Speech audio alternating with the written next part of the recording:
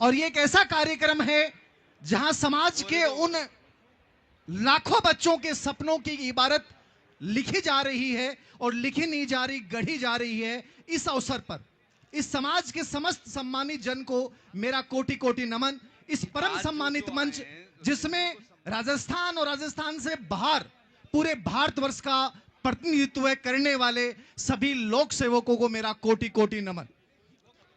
एक छोटा सा सपना जो रामफूल जी ने देखा था, आज मुझे बड़ा गौरवान्वित कर रहा है और मैं बहुत खुशी के साथ कह रहा हूं कि वो सपना आज सच होता दिखाई दे रहा है।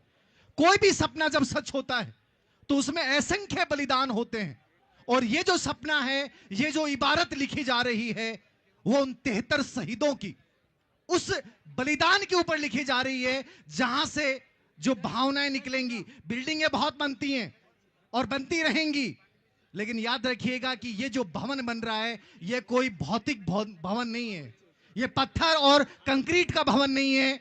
ये एक झुग्गी झोंपड़ी में बैठा गुर्जर समाज का बच्चा एक सपना देख रहा है कि मैं भी देश की, राजस्थान की राजधानी में बैठकर और एक सिविल सर्विक बनने का सपना देख सकता हूं। उन सपनों को सच करने की एक मुहिम है।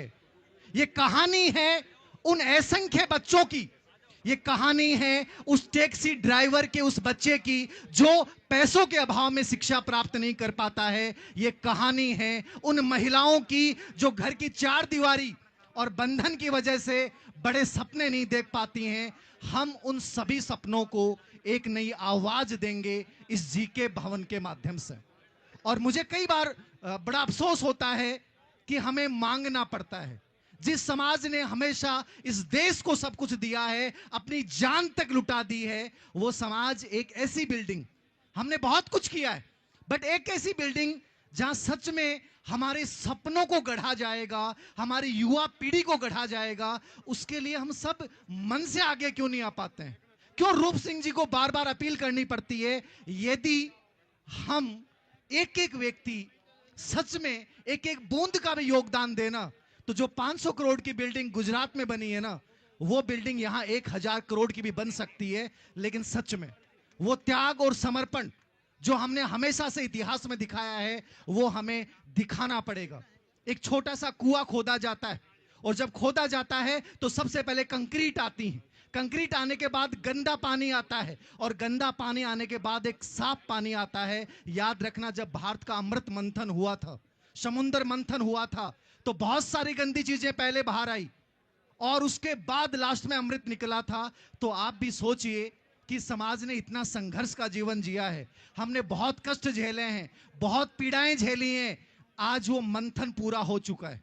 आज जब अमृत निकल रहा है तो इस अमृत के लिए हमें दूसरों पे निर्भर नहीं रहना। आप सबको इसमें वो योगदान देना है कि ये बिल्डिंग, मैं तो कह रहा हूं, हंसराज जी कह रहे हैं 18 महीने में बनेगी, मैं तो कह रहा हूं कि हमारा संकल्प होना चाहिए, ये समाज का एक एक प्रबुद्ध जन इस तरीके से आगे आना चाहिए कि ये बिल्डिंग 18 महीने की जगह 12 महीने में बने और अगले साल से हम उन बच्चों के लिए, उन सपनों के लिए एक ऐसा ट्रेनिंग इंस्टीट्यूट यहां स्थापित कर दें जो केवल स्किल डेवलपमेंट नहीं करे, वो वास्तव में बच्चों को बड़े सपने दिखाए।